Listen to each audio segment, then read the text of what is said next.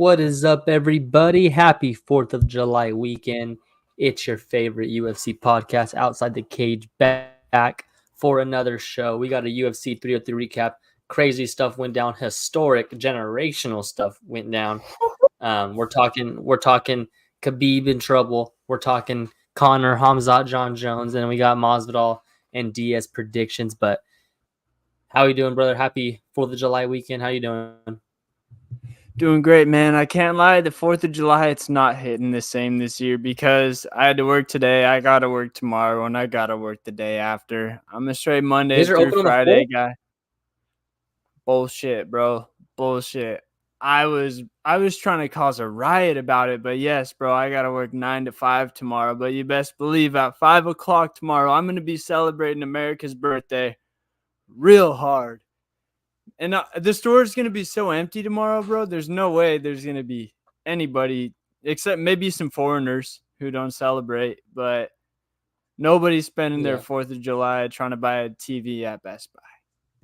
Some bullshit. Yeah. But you got any plans for the 4th tomorrow? I don't. Just hanging out with some family, getting in the pool. It's fucking hot out here. It's fucking hot. Shit. And 2 years ago, you threw the big party? Yeah. 2 years. Came a long way since then. Yeah. Hey, maybe next year we're in Nashville or something like that. Just ain't got to tell me, bro. I'm always down for Nashville. The new Vegas is just a little far. Yeah, exactly. Man, what a UFC 303. Alex Pereira Historic. make easy work of Yuri. Looked even probably the best he's ever looked. I knew, like, I kind of contradicted myself. I showed our bets here. I bet Alex, and then I came on here and I said, I think Yuri gets it done. I even texted you before the fight. I think Yuri wins. So I'll take the loss on that. My bank account says I won, but but it's just, man, Alex Pereira is another level. Just constantly evolving. He's looked better every single time we've seen him. Maybe not in striking necessarily, but in terms of being comfortable in the UFC octagon and as an MMA fighter, he has looked so good, and he's just getting better and better. I think Glover, I said it in the preview, he's the perfect guy to coach him because he specialized in everything that Pereira didn't. Because Pereira's got striking on lock, but Glover's got everything else in MMA on lock. So it's a deadly combo right there, man. It was something else. Did you see the replays of Pereira knocking down Yuri with the left hook at the end of the first? He literally got hit. It was either with a jab or a cross. He got hit with a straight punch, leaning back, throws the left like off of one leg and still knocks him down. That is just some God-given power right there. It's ridiculous. And then, like, obviously we saw that he knocked him down. He saw he was rocked. He was rattled. But, like, he had the minute, obviously, in between rounds, and then he came out and he was still dazed. Like, really dropped him and really hurt him. Mm-hmm. Hey, you know what else was pretty sweet? My cousin and I, the whole first round, we were saying he's throwing a lot of kicks low. He could be setting something up high. Because, you know, us striking fans, we're always thinking leg kick, body kick, leg kick, question mark, up to the head. And so, sure enough, it happened. But what I thought was nuts about it was the fact that Pereira switched to southpaw. He came out in southpaw at the beginning of the second round, and he was fighting orthodox the whole first round.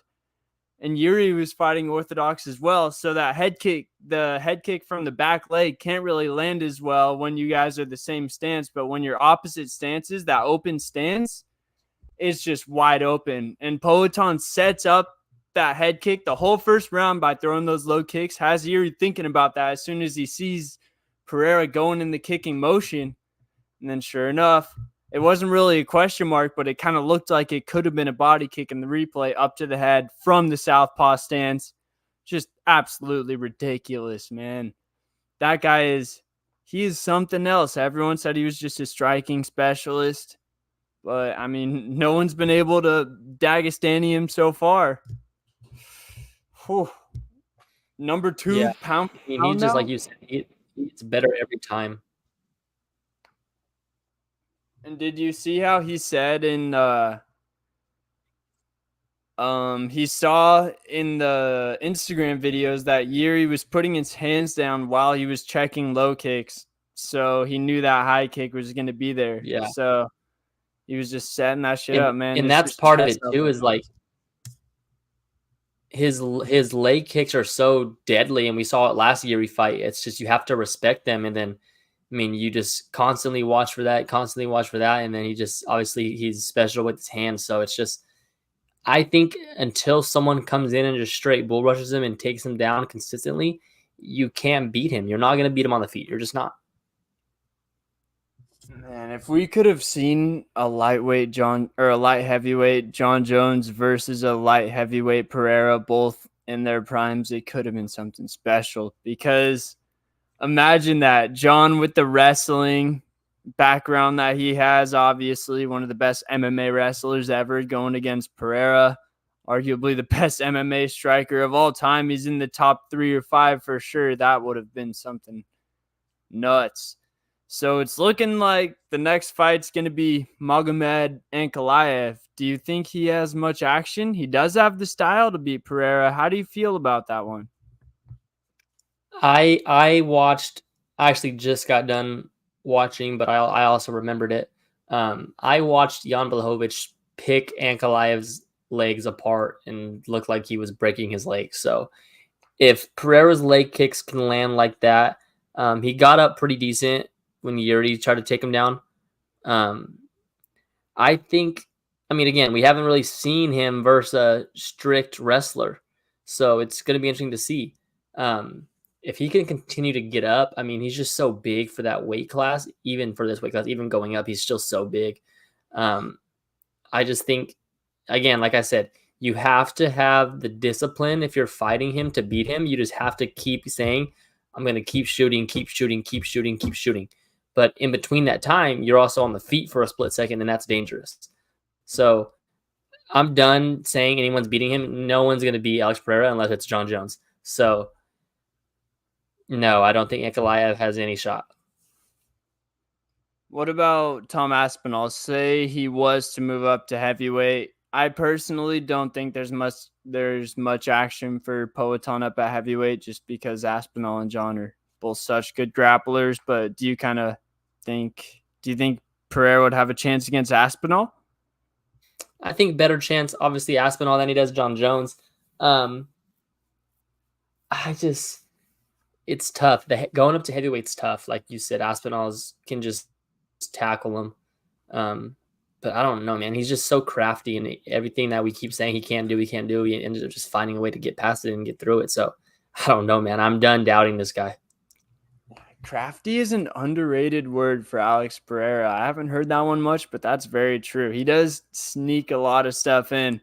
It never looks like he's gonna throw what he throws. Yeah, It's just all he throws the leg always kicks without any tail on him. He just snaps the leg kicks. It's crazy. You're going to like this. Opening odds on some website, MMAmania.com. Alex Pereira versus Magomed Ankalaev. Pereira plus 210. Ankalaev minus 250. You're hammering that? There's no way. That's going to move. That'll move big time if that opens to the public, but that's just a website's prediction odds. Yeah, I don't see that at all.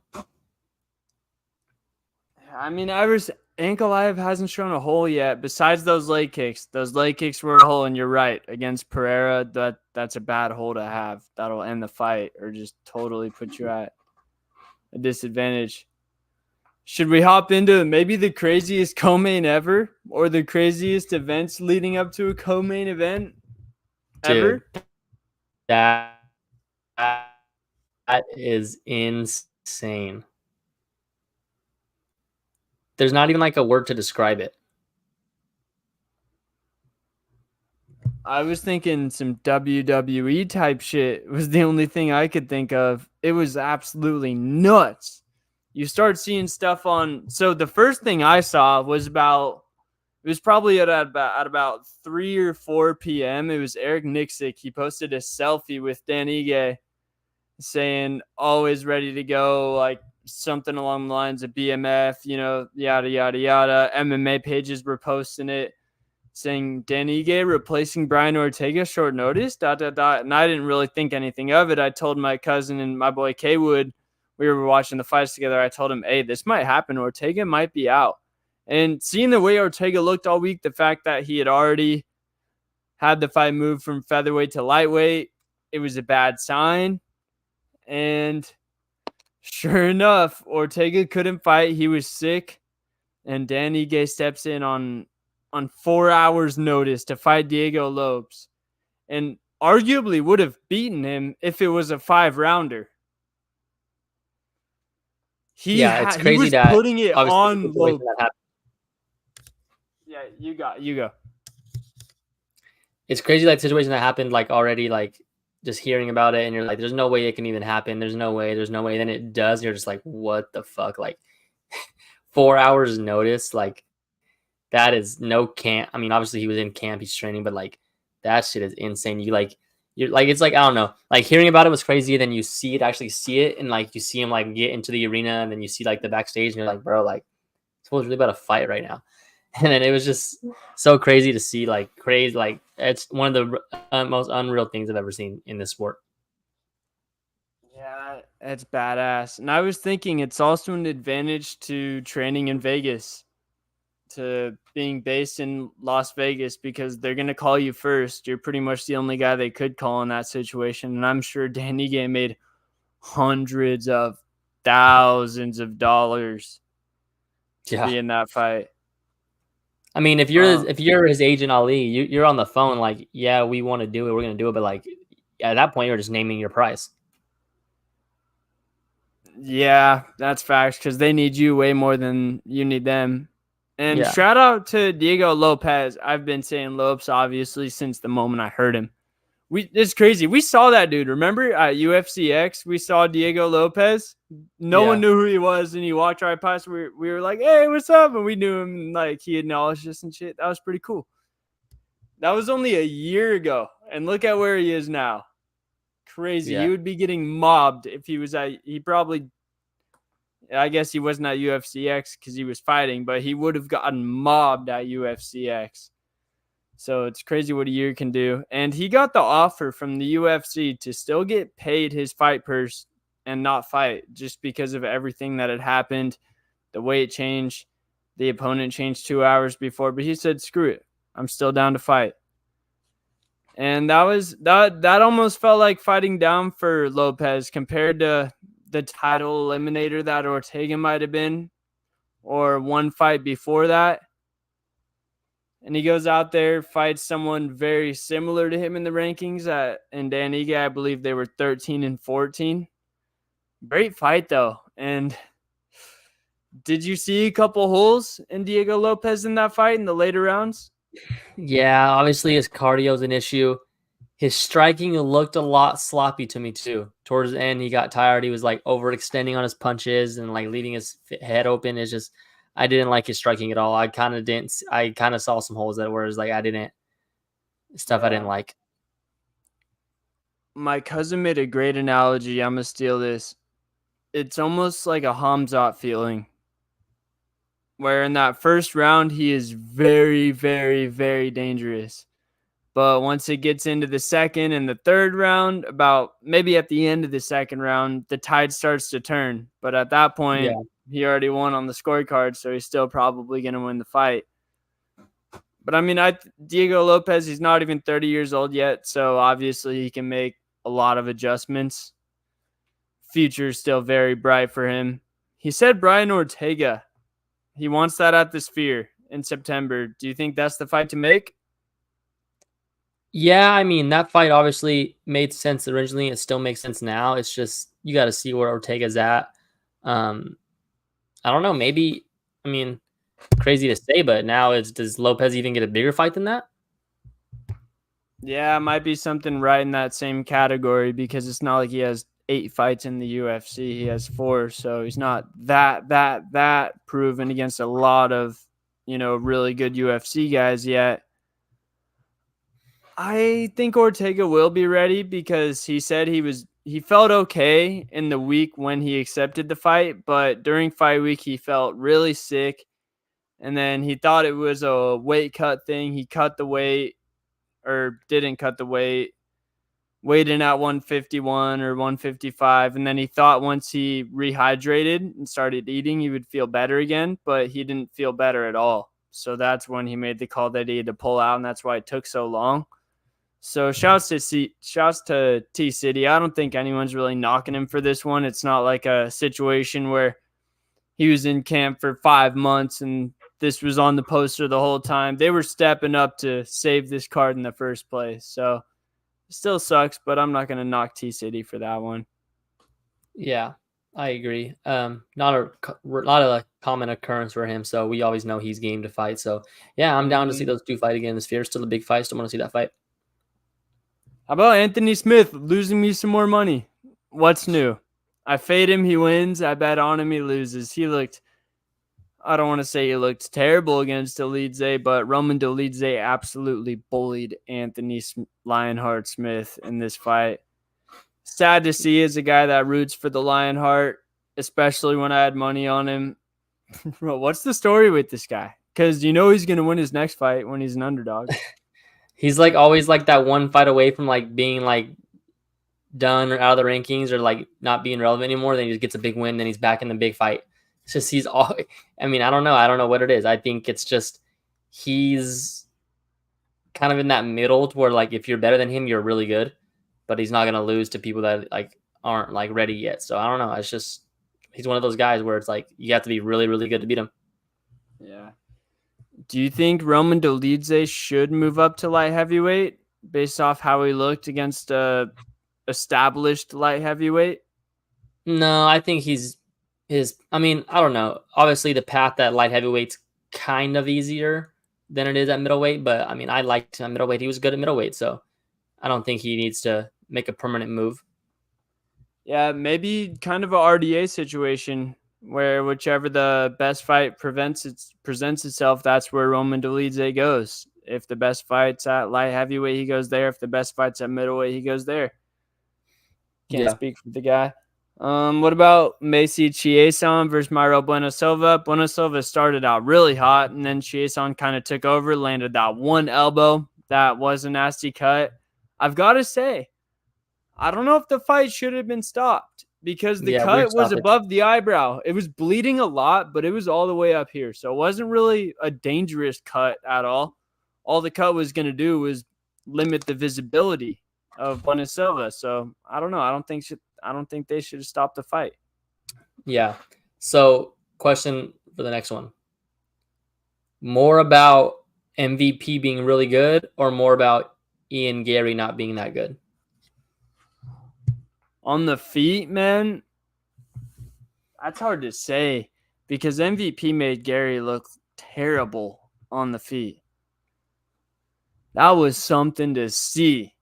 Ian Gary versus MVP, first round pretty even, but Ian Gary literally had to turn full grappler mode because he could not stand for 30 seconds with MVP without getting rocked. You could tell Michael Venom Page was maybe twice as fast as Ian Gary on the feet. It was absolutely ridiculous. That's a great question, though. I don't know if you could say it's really a knock on Ian Gary, though, because he shows that he's well-rounded enough to grind out a fight. But then at the same time, what's he going to do against a Shavkat? Because now we know that his striking isn't at that A-level tier. Maybe it's B-level tier. Or even maybe A- or B+. Yeah, I'll definitely look. I mean, obviously it's matchup dependent, but if he's a big favorite again or a close to pick him, if he fights a top 7 guy, you got to lean that direction. Yeah, that was a tough one for Ian Gary. Could you have a worse win? I don't think it's not a terrible win. It's just the way you talk it up and talk. Now it looks bad. But if you just went about your business and just got out of there with the win, like Michael Venom Page is a legend, Hall of Famer. So it's like it's not a bad win. So it's like I just think that the way he talks, and we thought he was elite on the feet. That's what it came down to. Is we thought he was an elite striker on the feet. We thought he was a knockout artist, and he fought a world class striker, and he looked like he never threw a punch before. Yeah, and we've seen UFC. We've seen martial artists get tested against a world class striker. I think of Anthony Pettis versus Stephen Thompson. Obviously, Pettis was a lot more striking based, but he was able to knock out Stephen Thompson, or even Tyron Woodley. He was able to weather that storm. Obviously, grappled a lot. But yeah, man, this one, I think it establishes Ian Gary as a top 5 guy in the welterweight division. So it moves him up ranking wise from where he is. But in terms of where people's expectations were as a title contender, title guy, I think he moves down from that. I don't really take him seriously as a title contender anymore, to be honest. I think Jack Della Maddalena would have his way with Gary on the feet, and he's better than MVP on the ground. So if Jack Dale's feeling healthy, that's the one to make, in my opinion. Yeah, I like that one for sure. I'm a big Your guy. Jack Dale. Yeah, he's honestly probably my favorite fighter out of the guys that aren't. Obviously, he's established now, but in the next wave, Jack Dale is my favorite fighter, I would say. I'm a big Jack Dale fan. You're also a big Payne Talbot guy. Yup. What a no. I mean, we didn't get to see much. I almost wish we got to see a little bit more. There's just one right hand down the pipe that knocked out Yanis Gamori. Honestly, I don't really get the matchmaking here for Payne Talbot. I get it because he was on the McGregor card. They wanted him to knock somebody out. But he fought Cameron Simon in his last fight, who's a pretty established bantamweight. With that win, he easily could have fought a ranked opponent and no one would have blinked an eye. But instead, they give him a guy where he's a minus 1,200 favorite going into it. But a great call out from Talbot. Adrian Yanez, what do you think of that one for his next fight? I like it if you're him. That's a perfect call out. I don't know if you're Yanez if he's earned that yet. Yeah, but if you slow down the hype train, I think now Talbot's big enough to where it's kind of like what Hunter Campbell said to Aljo. If you beat him, you take his fans. When he was getting him to take the Sugar fight. Yeah. It's almost that logic at this point for Talbot. Maybe one more. I should have looked at another bantamweight for who Talbot's next fight could have been. I mean, who's still out there? Brad Katona. I said it before this one. Why not Payne Talbot versus Brad Katona? Yeah, I agree. I like that. I like Payne Talbot, though. He's a guy, for sure. Yeah. He said he weighed in at 161 on fight day. It was with a lot of clothes on. So probably more like 156, 157. But I don't like that that's still 3 or 4 pounds bigger than Sugar. Yeah. And I was saying to Kaywood and Connor on the day of the fight, like, this guy scares me. Like 3 or 4 years from now, he scares me more than damn near any ranked bantamweight besides like Umar and Corey. Yeah. Payne Talbot scares me for Sugar Sean. Hopefully Sugar's up at featherweight by then. And also I feel like that could be one of those fights where Sugar is still young enough to where he has enough speed to where he kind of teaches him a lesson a little bit.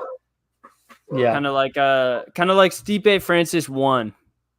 Mm. You know what I'm talking about? Yep. Yeah. How about Joe Pyfer? Vicious knockout. Yeah, good comeback from him.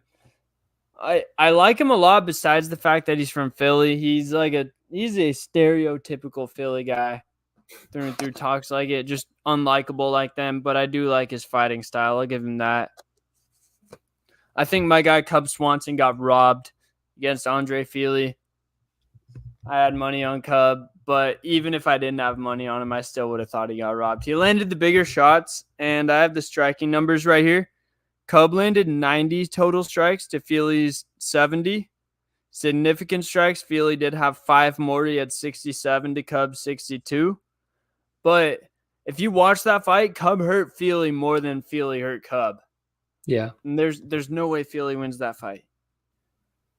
And John Silva knocked out Charles Jourdain. That is a guy to look out for. That's a big one.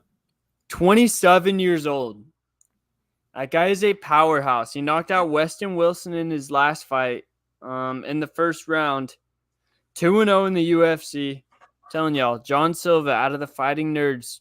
Young guy at featherweight. Powerhouse. He could be like a featherweight Derek Lewis, low key. I like it. All right. Great card, though. Really felt like it got the juices flowing. That one got the juices flowing for me. On to the next. Could we see Khabib return? Y'all are probably thinking this is clickbait. Khabib's done. But lately, Russia's been on their corrupt shit, their communist government stuff. And they've seized apparently all of Khabib's assets. They've been shutting him down, taking his money. Just kind of making life hard for him over there in Russia. It's hard to know how serious this situation is. There's a chance that he could just get out of all of this and stuff goes back to normal. But from my limited experiences of watching stuff that happens in Russia and in their court system, it just happens to not go very well for the defendant. Yeah. So what's your opinion on this? Could we see Khabib maybe move to the US, come back to the UFC to get a little bit more money? It's a lot to unwind right now. It's still you don't know where he's like hypothetical. truly at financially. Like you don't know, like I don't know. I feel like okay, they could have seized it, but we don't know how much he really has hidden or in cash. You don't know, but I don't know. I don't think he's hurting enough to come back and fight. I don't think so. Again, we don't know the whole story, but I don't think so.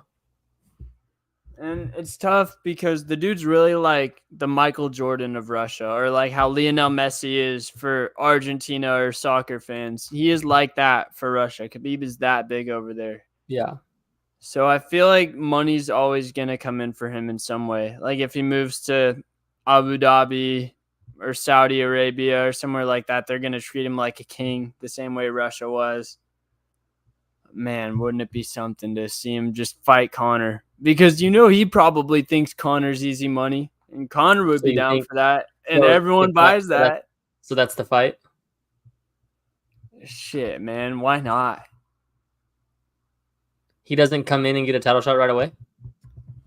He does, but if he's here for money, he already has legacy, brother. He wants money now. Reversal from his Conor press conference.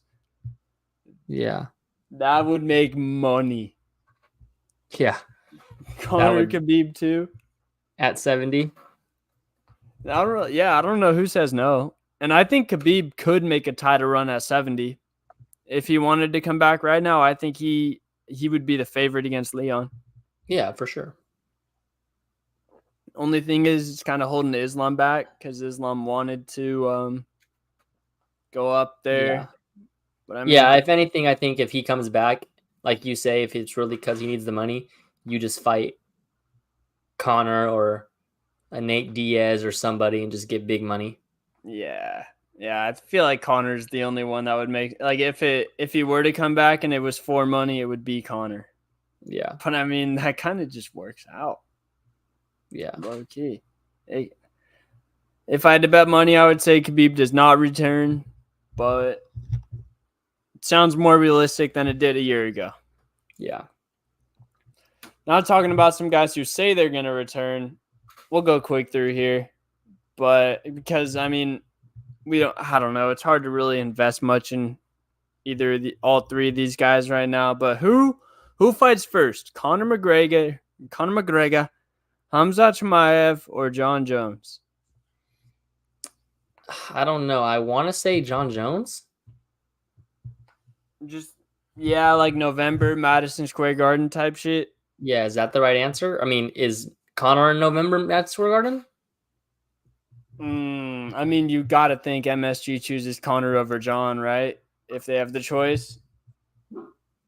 Yeah, I don't know John's injury status, and then I don't know. It also could be Hamza. I mean, we don't know. The problem is we don't know any of these guys' true status of it. I think Connor really is just a broken toe, so he Yeah. could come quickly from that. But again, I don't know if Connor once Connor is healthy, if he's gonna fight right away. You never know with that guy. So I think Hamza and John Jones, when they're healthy, they fight right away. That's true. Maybe a 2-3 month camp and then they're in there. Yeah. Hamza might be targeting Abu Dhabi, October. I heard Ilia Topuria say that that's his target date, Abu Dhabi. So then the fans in Spain, it's a better time for them. But bro, screw you. You don't even have a title defense yet. You don't deserve that type of, dictation yet, Ilia Topuria. I get that you're a champ, but you got to defend the belt once before you can start calling shots like that. Yeah. It's crazy. I feel like the sphere's turning into what we thought UFC 300 was going to be. I mean, 300 still ended up being nutty, but everyone wants to be on the sphere. And yeah, we have been talking about it a long way out. So if you had to bet money right now on who fights first between the three, McGregor, Hamzat, or John Jones, where are you putting your money? You said Abu Dhabi's October? Yeah. I would do Hamzat in October in Abu Dhabi. I agree with that. Hey, we got a comment from Colostrum. Shouts you. What's some fights y'all want to see happen in 2024? All three of those dudes? All three of those dudes. It's crazy that 2024 is already almost halfway over. So we probably only have like 4 or 5 pay-per-views left. Yeah. Which is sad to say. But let's see. I would say Izzy and Strickland if the timetable lines up. You got Drinkus in the bank already? Yeah, Drinkus is in the bank. Obviously John Jones, Stipe, Alex Pereira at heavyweight. I want to see. Maybe Islam Leon. Ooh, I would love to see Islam versus Leon. Couple that I really want to see at welterweight. I need to see Shavkat Rakhmonov fight somebody, whether it's a title shot. I think he's already earned the next title shot. So whether it's the winner of Bilal Muhammad versus Leon Edwards, or you give Shavkat Rakhmonov Ian Gary, or if Shavkat does fight the next title fight winner at 304, I want to see Ian Gary versus Jack Della Maddalena. I got my eyes on welterweight. And let's see, flyweight, I want to see Tatsuro Taira versus the winner of Steve Erceg versus Kai Kara France title eliminator. We've seen at flyweight that they want to move guys very quickly. So let's make that one happen. And another comment from Colostrum, Umar versus Corey, who y'all got? I've got to say Corey Sandhagen. After seeing Umar's vulnerability on the feet in his last fight, where he got dropped in the first round, I feel like Corey is good enough to do that and also withstand the pressure on the ground and win some rounds. Who you got in that one, Jay? Yeah, I was trying to look up here a line for that. I think, I don't know, I want to say Umar, but the reason you said obviously Corey, I think Corey's too technical, too unorthodox. I gotta lean Corey in that, I would say. Yeah, just a vet, and we haven't seen Umar versus anyone that good. August, Abu Dhabi or some shit like that. It's a fight night, right? Tatsuro submit. Yeah, big fight night, like main event of it. Tatsuro submits Pantoja. Mark my words. Thank you, Colostrum. I've been preaching the Tatsuro Taira gospel ever since his fight on International Fight Week last year. I said this guy is a guy to mess with, a guy to be feared at that flyweight division. And we saw it in his last fight. He tore Alex Perez's ACL just off of taking his back and just that mean pressure. And Umar might wrestle, though. I agree with you. But I mean, I think Corey Sandhagen's really taken emphasis into being a complete martial artist in these last few years. We saw him in the fight against Rob Font, where he tore his triceps in the first round of that fight, couldn't strike, and he literally Dagestanied him for 4 rounds. It was a boring, terrible fight to watch. It was the main event in one of the city fight nights, but I don't know, man. I think Corey's well-rounded enough to where I'm hammering Corey, and he's the same age as Sugar Sean. I want to say he's like 30, 31 years old, so he's right in his prime right now. Those younger fights where we saw him get backpacked by Aljo, that was still before he was in his prime. So I think we're going to see the best version of Corey Sandhagen in that Umar fight, and he's going to be a problem for Sugar Sean. Bro, this Sandhagen and Umar card, obviously Corey and Umar, Luque and Nick Diaz, Chito Vera and Figgy, Mackenzie Dern, Lupe Godinez, and Tony Ferguson and Michael Chiesa. Yeah, bro. They put up for the Abu Dhabi guys, man. They all, because the Saudis give them the money or whatever they are, they give them big money. So they've got to give them big time fights. That's one of those ones right there. Yeah. Speaking of a Diaz, we got Jorge Masvidal versus Nate Diaz in a boxing match this weekend. How do you see that one shaking out? Man, I'm such a big Nate guy. It's just hard to ever pick against Nate on the air. It's not hard for me to tell you that. I'm not betting money, but if I were to bet money, I would definitely bet on Masvidal. Unfortunately, I was looking for a line. I didn't see one, but yeah, I mean, I don't know. It kind of Diaz having the most recent boxing experience kind of opens my eyes, but Masvidal is just a complete striker. And you just have to think, like, I don't know. They fought in the UFC. Masvidal won. They're both Masvidal's a better striker than Diaz, so you'd have to just imagine it's Masvidal.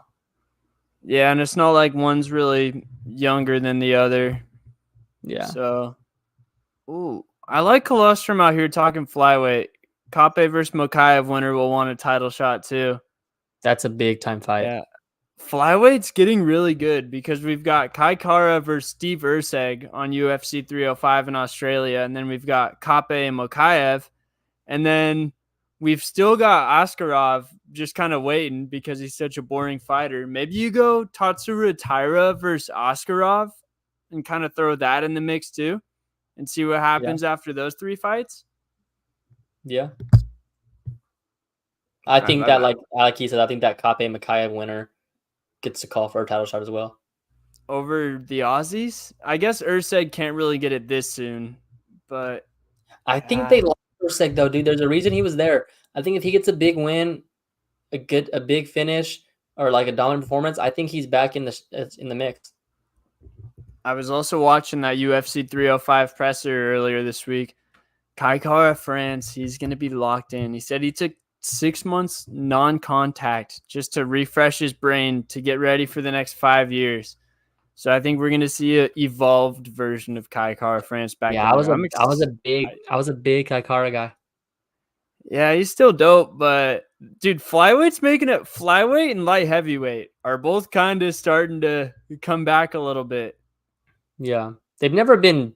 I mean, they've never been the strongest, but they've also just looked bad because all the other weight classes are so good. You look at bantamweight, 45, 55, 70, like the 85. Everyone's like usually stacked and has a big fight every other weekend, and those divisions typically haven't. So, but yeah, and like you said, they're coming up. Dude, and heavyweight's kind of gotten a pass over the last like 2 years, but it's really been like women's bantamweight level. Yeah. Amir can fight Royval, maybe. Yeah, Royval too, bro. I forgot he beat Moreno back in Mexico City. Damn, flyweight is really back. Appreciate you, Colostrum, for talking to us in the chat. Usually it's just us talking in here, even though we go live. It's great to see. Next year, 2-year anniversary for us. Yeah. Or next week, I mean, not next year. But yeah, International Fight Week 2 years ago is when we got the idea to start this thing. Since we both met, during basketball, how about we talk a little NBA free agency to close off the show? Appreciate you, Colostrum, for being in here. But how far do you think Ludwig Klein will go? I like him, bro. Yeah? I like him a lot. I've always I've thought he was good in all of his fights, but he never stood out to me as one of those guys when he came into the UFC or He's in his sneaky, most bro. recent fights. He's always an underdog. Won me a lot of money in my day. Mr. Highlight. It's just that lightweight division too. That's so hard to climb. But like we say, a lot of those guys are getting older right now. Yeah. I mean, he's 29, so he's still somewhat young, but yeah, he's on a big time win streak. I like him a lot. Ooh, Jean Silva versus Dober. Did they announce that already, Colostrum? No, Dober has a fight already. I was gonna say. Oh, he is fighting John Silva. Damn, that's a quick one right there. But, ooh, bro, low key, Jean Silva since he's not black. Yeah. Drew Dober, he knocks out the black guys and gets knocked out by anyone that's not black. So call me crazy, but that's what I'm going with. Yeah, that is a big time fight. I like John Silva there too. Bro, John Silva's really. How does he get that scheduled already? I've been out of the loop, man. I feel terrible. Yeah, I saw that he had a fight. That Dober had a fight. I didn't pay attention to who it was. Damn, we might have to get you on the payroll, Colostrum. You're really on the shits like that. Yeah, that's a good fight.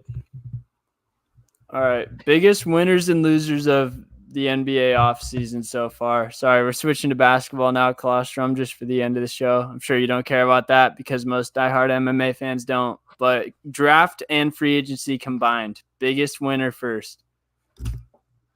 I think I like what Minnesota did in the draft. I think everything as a whole, I don't think there's been a bigger move than Paul George to Philly. That's a true big three. Yeah. But I think the move that's the best has to be Clay to Dallas. Yeah, Clay to Dallas. That's a nasty one. Just because he's going to get so many open shots. Real quick, we'll get back to this, but thoughts on Joshua Vaughn? I have to say, our guy, Energy Charles Johnson, took the fight. 13 days notice. Charles Johnson versus Joshua Vaughn next weekend, Denver, Colorado. I've got to pick my guy, Energy MMA, to win this one, but I am a big fan of Joshua Vaughn. Colostrum's just a big flyweight guy. I respect that. I like Josh Vaughn, but all in on Energy. Yep. Appreciate you as well, Colostrum. Real one. We'll be back every week. You could catch us here. All right. But yeah, so you like Clay to Dallas. Philly, probably the biggest winners because of Paul George. What about CP3 to San Antonio? Do they get sneaky good? Yeah, I think they're good. He's never available. Oh, dude, I just think San Antonio is the ones. Yeah. I think Pop builds it. He's sending Steve Kerr all the notes right now, and then he's gonna retire, and then Pop's gonna be an advisor, and then Steve Kerr's gonna come in. Oh, thank you, Colostrum. Let's go. You're a real one. You can check us out on Instagram too. We post a lot of stuff on there, like polls and shit like that. Try to get interactive. Let's go, baby. Yes, sir. But anyway, how about the Lakers? So I love the first round pick of Dalton Connect. I was thinking of this starting lineup: D'Lo, Reeves, Connect, Braun, AD. It's not bad. And then say we need a defensive lineup, switch out Jared Vanderbilt for Connect. Yeah, I like Vando. When's Bronny get in? When we're up 30. It's a gimmick, bro. It's a gimmick. Bro, that's crazy. I heard on a podcast, you know how LeBron hasn't officially signed yet? Yeah, he did today. Oh, I was going to say, what if he just signed somewhere else? And like you just got Bronny drafted to the Lakers and did all that. Got JJ hired and got Bronny drafted. No, his deal definitely handicapped the roster. He said he was going to take a good one. He didn't take a good one. selfish motherfucker. He's already a billionaire, bro. And he wants to take. Oh, man. I'm surprised the Lakers didn't go after KCP. Yeah. I guess his value was just high, though. I saw today, which kind of I didn't like, is JJ Redick's not coaching the summer league team. That's not normal, right? Don't they usually coach it? It's not. No, it's not normal at all. But there have been coaches that have done it. The Suns coach a while ago, like Igor Kosalov, it was the first time coaching the NBA, so he coached it. I just thought so for Redick, you've never coached before. Yeah, true. He's a rookie and second year guy, just like the guys in summer league. So why not get your feet wet? Like you have to learn how to like be in a. So like the first time he's ever gonna be in a huddle or draw a play or all this stuff is gonna be like in the preseason. Like I don't know. I just thought that would have been valuable reps for him. Yeah. Like he needs to be around. He needs to be around NBA officials. He needs to be around NBA players. He needs to learn how to talk in the huddle. Like this, like small things that you have to learn. Did Steve Kerr do any? I'm comparing JJ a lot to Steve Kerr coming in. No, Steve Kerr didn't. But also, Steve Kerr was like in the NBA already. So was JJ though. Yeah, same route, player to announcer. Steve Kerr was an executive though. Oh, I always forget that. So what was Steve Kerr's route? He went Spurs, so he retired after the Spurs for playing? Yeah.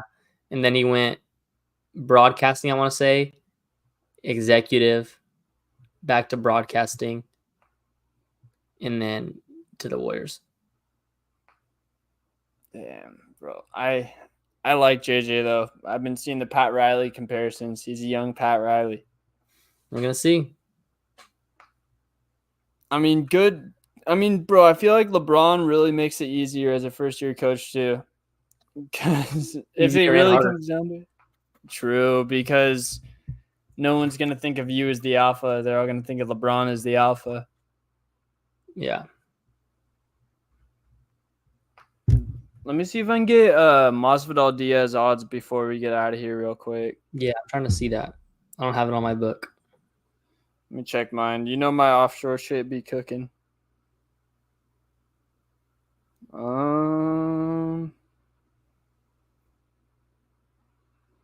Boxing. All right, Masvidal minus 260, Nate Diaz plus 210. Oh, yeah. That's a bad line anyway, but yeah, that's about what I'd have it. Would you go Masvidal by decision or inside the distance? I'm not sure how many rounds it is. He doesn't knock him out. Masvidal by decision. I think it's a 10-rounder. Yeah, Masvidal by decision. All right. So you could get Masvidal by decision at plus 120. Oh, I like that. So if y'all are fiending for some fight in LA this weekend. Yeah, Anaheim, bro. I wanted to go really bad. Anaheim's easy. Yeah, it was gonna be in LA, but the UFC ended up scheduling Islam and Dustin on that same day, so they had to switch everything, and then they ended up getting the Honda Center. But it's in the same arena that Volto Poirier was in, so yeah, it's big time. Yeah. Right across the street from your stadium. Facts. With the two red hats. Yep. Do the Angels have any future ever? Nah. Just a fun, just like I bet when you say you're an Angel fan, people just like respect you for that though. Yeah, like you're a real one. Yeah. Damn, 50 minutes. Look at that. Just like 2 years ago. Facts. All right, then I will be seeing you next week. All right. Doses. Everybody have a good 4th. Fact, I forgot about that, bro. Work really killed it for me. Forgot it was the 4th. Doses.